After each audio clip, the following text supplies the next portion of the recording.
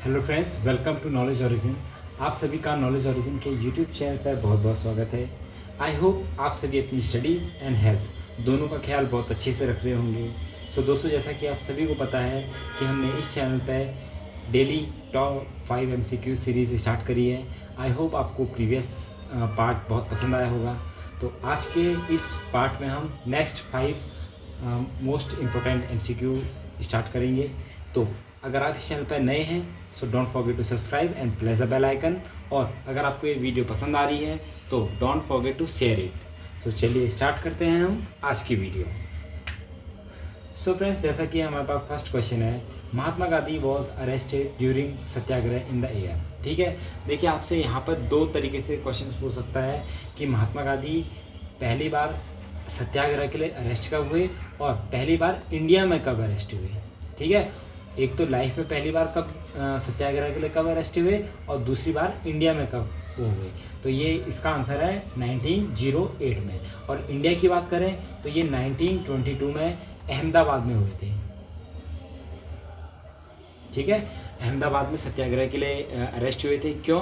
क्योंकि इनकी जो मैगजीन थी यंग इंडिया, ठीक है, यंग इंडिया गांधी जी द्वारा स्टार्ट की गई मैगजीन थी। तो इसमें इन्होंने ईस्ट इंडिया कंपनी, ठीक है, ईस्ट इंडिया कंपनी के अगेंस्ट में कुछ आर्टिकल्स लिखे थे। तो इस कारण क्या किया था, इनको अरेस्ट कर लिया गया था महात्मा गांधी जी को इंडिया में। तो फर्स्ट टाइम जब ये जो 1908 में अरेस्ट हुए थे ये साउथ अफ्रीका में हुए थे और 1922 में इंडिया में हुए थे। तो आप कंफ्यूज मत होइएगा कि अरेस्ट कब हुए थे। देखिए महात्मा गांधी जी के लिए से रिलेटेड कुछ इम्पोर्टेंट देखिए। तो जब ये साउथ अफ्रीका गए, ठीक है, लंदन में अपना लॉयर की डिग्री उन्होंने हासिल करी, उसके बाद ये इंडिया आए। फिर उसके बाद ये साउथ अफ्रीका चले गए थे प्रैक्टिस के लिए। ठीक है, तो प्रैक्टिस के लिए जब साउथ अफ्रीका चले गए थे तो 1894 में, क्या 1894 में तो इन्होंने एक स्थापना की थी नाताल इंडियन कांग्रेस। ठीक है, नाताल इंडियन कांग्रेस की इस्टेब्लिशमेंट किया था। ये क्या गया था, क्योंकि वहाँ पर जब साउथ अफ्रीका में इंडियन के साथ डिस्क्रिमिनेशन होता था। ठीक है, क्या होता था, डिस्क्रिमिनेशन होता था, भेदभाव होता था। तो इस भेदभाव के अगेंस्ट लड़ाई लड़ने के लिए इन्होंने नाताल इंडियन कांग्रेस का क्या किया था, गठन किया गया था। और इनके साथ एक फेमस इंसिडेंस भी आपको सबको मालूम होगा कि 1893 में जब ये ट्रेन से, ठीक है, ट्रेन से ट्रैवल कर रहे थे, कहाँ से, डरबन से कहाँ पे, प्रिटोरिया को। ठीक है, तो डरबन से प्रिटोरिया को फर्स्ट क्लास में जा रहे थे। तो फर्स्ट क्लास के लिए इनके पास टिकट भी था, लेकिन फिर भी इनको ट्रेन से निकाल दिया गया। क्यों? क्योंकि ये इंडियन थे। इसलिए गांधी जी ने इसके डिस्क्रिमिनेशन के अगेंस्ट में 1894 में नाताल इंडियन कांग्रेस की इस्टेब्लिशमेंट किया था। तो उसके बाद क्या हुआ था कि 1906 में वहाँ पे ब्रिटिशर्स ने एक क्या लाए थे, कानून लाए थे, एक्ट लाए थे। वो था कंपल्सरी रजिस्ट्रेशन, ठीक है, ऑफ एशियाटिक। ठीक है, कंपल्सरी रजिस्ट्रेशन ऑफ एशियाटिक ये एक्ट लाए थे। ठीक है, इसको ब्लैक एक्ट के नाम से भी जाना जाता है। किस नाम से जाना जाता है? ब्लैक एक्ट के नाम से भी जाना जाता है। तो इसमें कहा गया था कि जो भी इंडियन है, एशिया से लोग आए हैं, तो उनको अपना रजिस्ट्रेशन कराना कंपल्सरी है। तो रजिस्ट्रेशन कराने के बाद उनको एक सर्टिफिकेट दिया जाएगा और उस सर्टिफिकेट को 24 घंटे उनको अपने पास रखना है। कभी भी कोई भी अंग्रेज या कोई भी सैनिक उनकी सर्टिफिकेट पूछ सकता है और विदाउट सर्टिफिकेट ना उनको काम मिलेगा, ना ही वो ट्रैवल कर सकते हैं। तो इसलिए इस एक्ट के अगेंस्ट, जो जिसे ब्लैक एक्ट कहते हैं, गांधी जी ने सत्याग्रह लॉन्च किया। और सत्याग्रह के कारण क्या हुआ था, 1908 में क्या हुआ था, इनको अरेस्ट कर लिया गया था। ठीक है, तो 2 महीने के लिए इन्हें जेल में रखा गया था।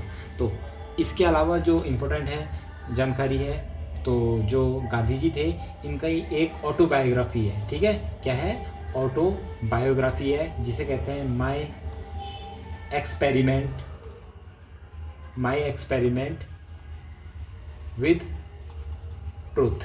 ठीक है, माई एक्सपेरिमेंट विद ट्रूथ, ये क्या था, इनकी ऑटोबायोग्राफी है। तो यहाँ पर आप कंफ्यूज मत होइएगा साउथ अफ्रीका में जो फर्स्ट टाइम लाइफ में पहली बार सत्याग्रह के लिए जेल गए थे 1908 में, और इंडिया में 1922 में अहमदाबाद में, क्योंकि इन्होंने ईस्ट इंडिया कंपनी के खिलाफ अपने मैगजीन जो यंग इंडिया थी इसमें कुछ लिख दिए थे अगेंस्ट में।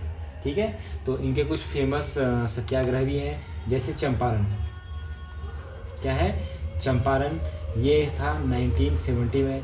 चंपारण के बाद था खेड़ा, ये था 1980 में। इसके बाद था खिलाफत मूवमेंट। ठीक है, खिलाफत मूवमेंट ये था 1919 में। ठीक है, इसके बाद नॉन कोऑपरेशन मूवमेंट था, ये था 1920 में। इसके बाद था सिविल डिसोबीडियंस मूवमेंट, ये था 1930 में। और उसके बाद था क्विट इंडिया मूवमेंट। ठीक है, क्विट इंडिया मूवमेंट 1942 में। ठीक है, तो ये इनके कुछ फेमस मूवमेंट्स हैं जो कि इंडिया में इन्होंने करे थे। हमारा नेक्स्ट क्वेश्चन है, what was the basis of transfer of power to India on 15 अगस्त। कि जब इंडिया को आज़ादी मिली तो पावर का ट्रांसफ़र किया गया, तो उसके लिए 15 अगस्त ही क्यों सेलेक्ट की गई डेट। ठीक है, 15 अगस्त को क्या था कि 15 अगस्त 1947 को क्या हुआ था, 1947 को सेकेंड एनिवर्सरी थी। ठीक है, सेकेंड एनिवर्सरी थी। सेकेंड एनिवर्सरी किस चीज़ की, कि ये थी anniversary of surrender of Japanese army before admiral Mountbatten. तो जब 1945 में, ठीक है, क्या था, माउंटबेटन क्या थे, एडमिरल थे, तो इनके सामने क्या था, जैपनीज़ आर्मी ने सरेंडर कर दिया था। तो उसके बाद इन्हें 1947 में ये इंडिया के वाइसरॉय भी बने। तो उसमें क्या करा कि वाइसरॉय बनने पे इन्होंने ये डेट फिक्स करने के लिए, ये इसीलिए इन्होंने ये डेट फिक्स करी। ठीक है, और 15 अगस्त को हमें आज़ादी मिली। Permanent revenue settlement of Bengal was introduced by. तो बंगाल का स्थायी बंदोबस्त किसके द्वारा शुरू किया गया था, ये किसके द्वारा किया गया था, कॉर्नवालिस के द्वारा। ठीक है, कॉर्नवालिस के द्वारा 1793 में परमानेंट सेटलमेंट को बंगाल और बिहार के, ठीक है, बंगाल और बिहार के इलाकों में इसे लागू किया गया था। तो कॉर्नवालिस ने इसे लागू किया था, तो इसे कॉर्नवालिस कोड भी कहते हैं। ठीक है, कॉर्नवालिस कोड भी कहते हैं। तो इसमें होता क्या था कि जैसे पुराने टाइम में जब मुग़ल यहाँ पे एम्परर थे, तो मुग़ल ने क्या रखे थे, दीवान्स रखे थे। ठीक है, जो उसके रेवेन्यू का ख्याल रखे थे, और रेवेन्यू जो भी टैक्स कलेक्टर होता था, ठीक है, वो किया जाता था ज़मींदार्स के द्वारा। ठीक है, फार्मर से अगर कोई भी टैक्स कलेक्ट करना है तो ज़मींदार्स के द्वारा होता था, ये टैक्स कलेक्टर होते थे। तो ये फार्मर से वसूलते थे, फार्मर देंगे ज़मींदार को टैक्स कलेक्ट करके, उसके बाद ये दीवान्स को, और दीवान किसको देंगे, मुग़ल एम्परर पे सबमिट करेंगे वो टैक्स। लेकिन क्या होता है 1762 में कौन सा होता है, बैटल ऑफ बक्सर। ठीक है, बैटल ऑफ बक्सर होता है। तो जितने भी दीवानी राइट्स थे, ठीक है, दीवानी राइट्स थे, ये ईस्ट इंडिया कंपनी अपने पास रख लेती है। और 1770 में क्या होता है कि बंगाल में द ग्रेट फेमाइन आ जाता है। क्या आता है, फेमाइन आता है। फेमाइन का मतलब सूखा, बहुत खतरनाक सूखा पड़ जाता है, लाखों लोग अपनी क्या कहते हैं, जान गंवा देते हैं। ठीक है, 1970 द ग्रेट बंगाल फेमाइन के नाम से फेमस है। तो इसके बावजूद भी क्या हुआ था कि 1793 में क्या हो गया था, परमानेंट सेटलमेंट को लागू कर दिया गया था। किसानों की कंडीशन वैसी बहुत बुरी थी। ठीक है, ये लागू कर दिया था। इसमें होता क्या था कि जो ईस्ट इंडिया कंपनी थी, इन्होंने ज़मींदार्स को, ठीक है, जो ज़मींदार थे उनको क्या बना दिया था, लैंडलॉर्ड बना दिया था। अब जो ज़मीन है वो इनकी है। तो ईस्ट इंडिया कंपनी ने कहा था हमको महीने का 1100 रुपये चाहिए, फिक्स कर दिया, परमानेंट कर दिया कि हमें 1100 रुपया चाहिए। अब ये ज़मींदार जो फार्मर्स थे, ठीक है, फार्मर्स थे, तो उनसे कितने भी ले ले, चोरी छुप के 1500 ले ले, लेकिन ईस्ट इंडिया कंपनी ने क्या कहा, हमें 1500 चाहिए। इस 1500 में से 10/11 पार्ट ईस्ट इंडिया कंपनी का होगा और 1/11 पार्ट ज़मींदार का होगा। तो ज़मींदार क्या होगा, मतलब 1100 का अगर हम 10 निकाले तो 1000 यह हो गया और 100 रुपया ज़मींदार का हो गया। लेकिन ज़मींदार क्या थे, बड़े नालायक थे, इन्होंने 1500 वसूल करने लग गया, 400 की चोरी करने लगी ऊपर से। ठीक है, तो परमानेंट सेटलमेंट क्या था, ये कॉर्नवालिस के द्वारा लागू किया गया था। फिर नेक्स्ट है the father of extremist movement in India. तो चरमपंथी आंदोलन के जनक कौन थे, ये थे बाल गंगाधर तिलक। ठीक है, लोकमान्य बाल गंगाधर तिलक, ऑप्शन 4। देखिए क्या आता है, जो बाल गंगाधर तिलक थे ये क्या थे, फर्स्ट एक्सट्रीमिस्ट लीडर थे इंडिया के, ठीक है, the first extremist leader of Indian independence movement, ठीक है। तो फर्स्ट एक्सट्रीमिस्ट लीडर थे, इन्हें क्या कहा जाता है, फादर ऑफ इंडियन अनरेस्ट, ठीक है, फादर ऑफ इंडियन अनरेस्ट भी कहा जाता है बाल गंगाधर तिलक को, ठीक है। अब हुआ क्या था, ये एक्सट्रीमिस्ट कहलाए क्यों कि आईएनसी का एक सेशन हुआ था, ठीक है, 1907 में, 1907 में सूरत में। तो यहाँ पर से आईएनसी दो पार्ट में बढ़ गई, ठीक है। एक थे मॉडरेट, ठीक है, मॉडरेट वो लोग थे जो कहते थे हम शांति पूर्वक अपनी आज़ादी को छीनेंगे, और दूसरी तरफ थे एक्सट्रीमिस्ट, ये कहते थे नहीं, शांति समझौते से कुछ नहीं होगा, हमें इनको मार के भगाना पड़ेगा अंग्रेजों को। तो यहाँ पर से सूरत, इसलिए इसे सूरत स्प्लिट कहता है, आईएनसी दो पार्टों में डिवाइड हो गई। जो बाल गंगाधर तिलक थे ये एक्सट्रीमिस्ट के फर्स्ट लीडर थे। अब जैसे ये अलग हुए तो 1916 में क्या हुआ था, इन्होंने होम रूल लीग, ठीक है, home rule league movement start किया था, किसके साथ, एनी बेसेंट के साथ, ठीक है, एनी बेसेंट के साथ इन्होंने होम रूल लीग स्टार्ट किया था 1916 में। तो बाल गंगाधर तिलक ने ये कब,